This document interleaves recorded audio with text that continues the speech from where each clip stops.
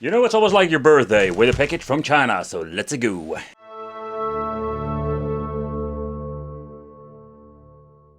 They are quite nice, high quality.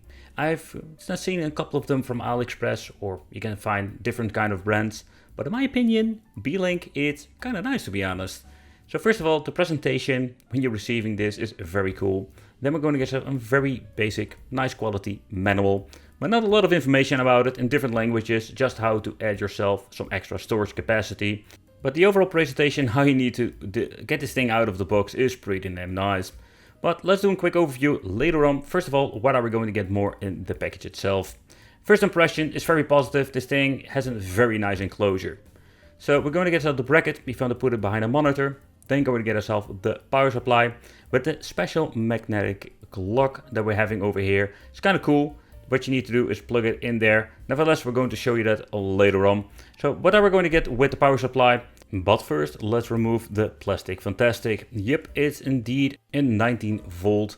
But the overall quality of the power supply feels very nice. I did use it a couple of hours, didn't get really hot. We don't have any interchangeable when it comes to the plug, so you need to order the right one. In here, we're going to get, of course, more stuff in the inside.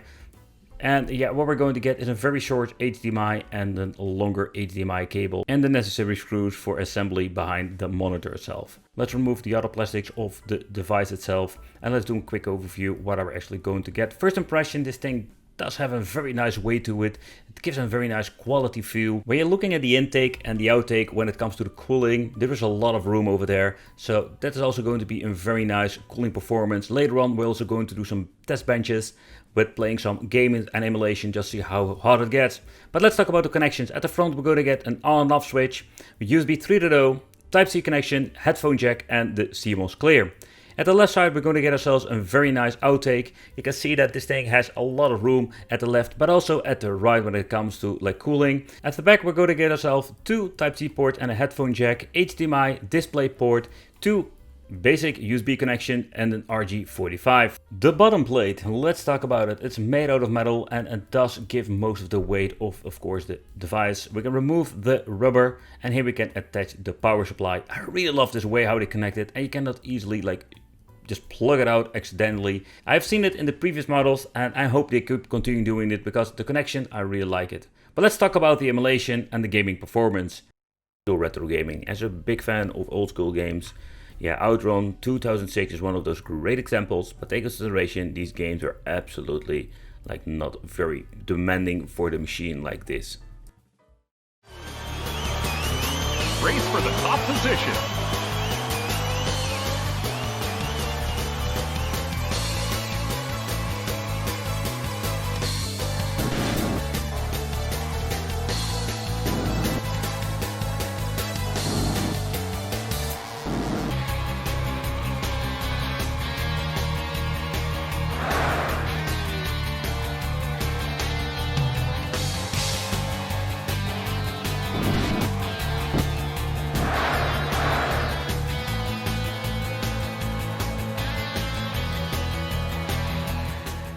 Okay, so what is also very cool to play on this is indie games. I love to play them with friends or just alone.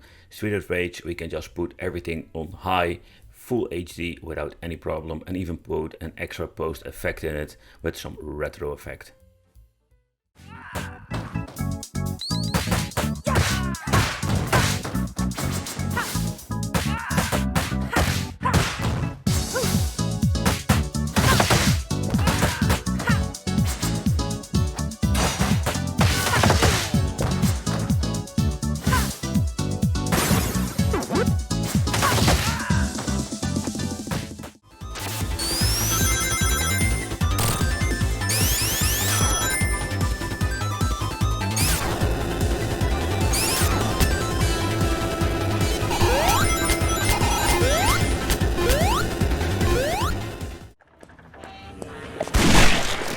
Doesn't anybody stay dead anymore?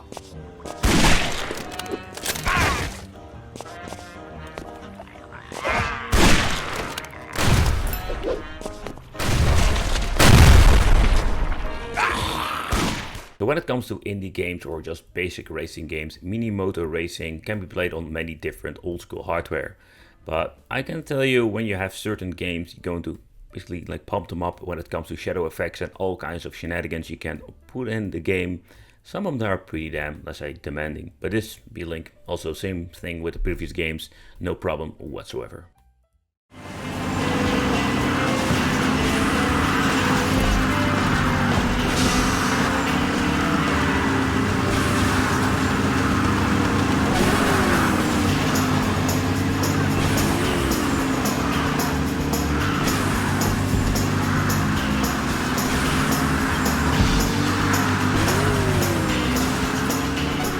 But let's get into the 3D stuff.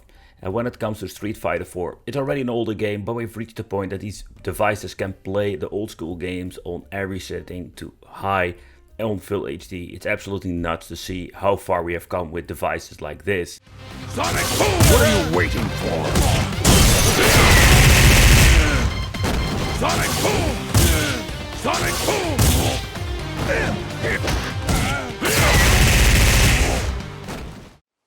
So when it comes to God of War, it's absolutely one of those games. I was flabbergasted to see that it actually runs on the original graphics settings. But take consideration, if you want to enjoy God of War fully, you just need to get yourself a dedicated GPU, because this game is very difficult to play. But again, surprisingly, it runs pretty good.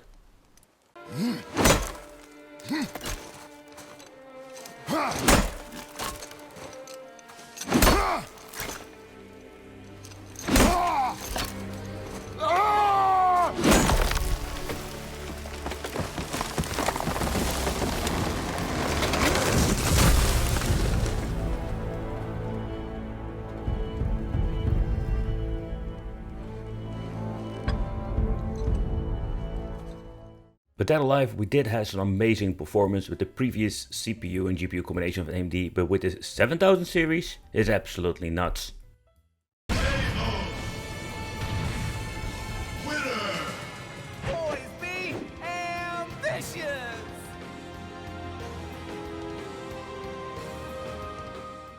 Alright, next up, let's try some Crash. I love this game, by the way, the old school trilogy. But with previous game systems, we needed to put everything on low. But with this particular game box, I was surprised to see that we can put every single setting on high and full HD resolution. But there is a catch. When you're looking closely to the FPS meter, you will see that it runs around 55 FPS. And it can even dip all the way to the 50. But actually, when you're just playing the game, I don't really actually notice it.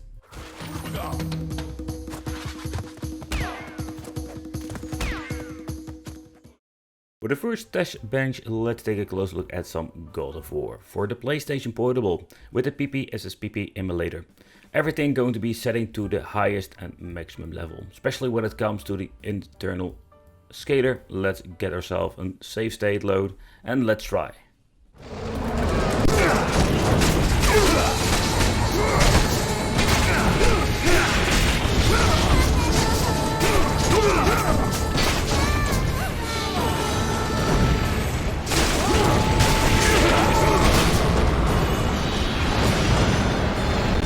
Alright, so let's choose a different part of the game. Let's load state that and let's go.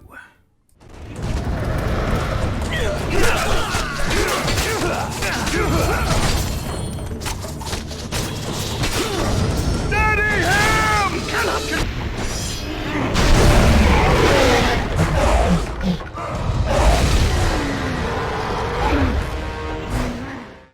If you're going to deep dive into the PlayStation 2 emulator, with a device like this we can actually run it on higher resolution without any problem, and we do have an absolutely overall cool PlayStation 2 performance.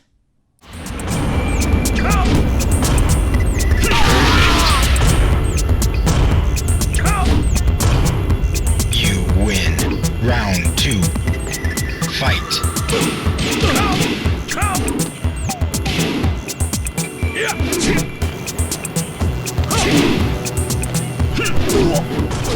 Then of course PlayStation 3 emulation, and I can tell you, if you're going to deep dive into this, first of all, the loading times are so fast when it comes to actually loading the game itself.